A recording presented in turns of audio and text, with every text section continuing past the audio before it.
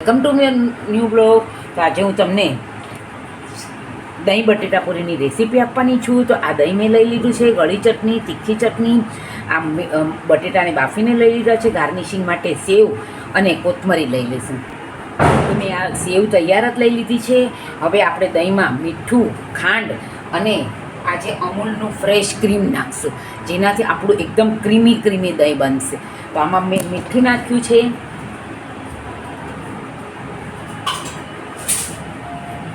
હવે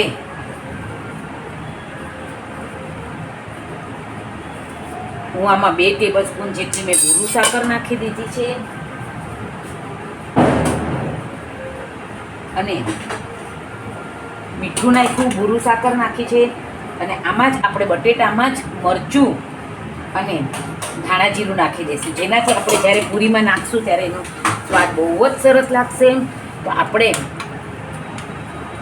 મીઠું અને ભૂરું સાકર નાખી દીધી છે. હવે આપણે આમાં આ ક્રીમ નાખી દઈશું, અમૂલનું ક્રીમ.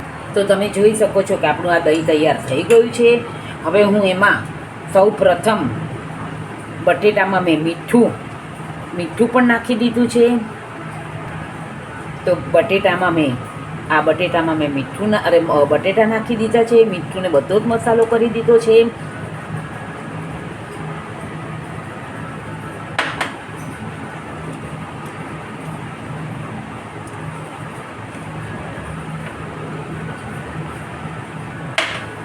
મેં દહીંમાં ખાલી મીઠું અને ભૂરું સાકર જ નાખી છે, બધો મસાલો કરી દીધો છે.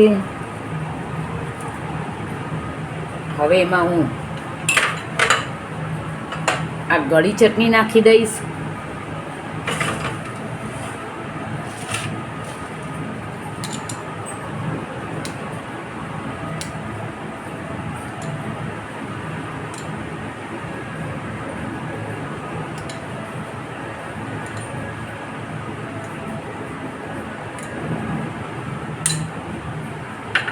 હું તીખી ચટણી નાખી દઈશ.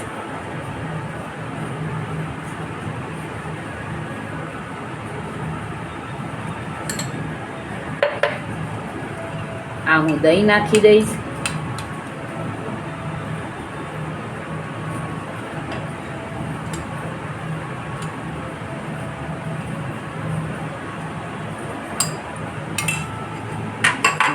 હું સેવથી ગાર્નિશિંગ કરી લઈશ અને એની ઉપર હું કોથમરી ભભરાવી દઈશ.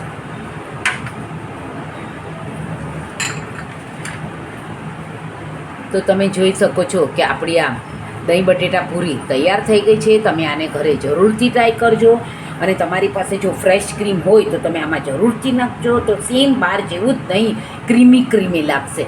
તો thank you for watching my video. Like, share and subscribe. C you tomorrow.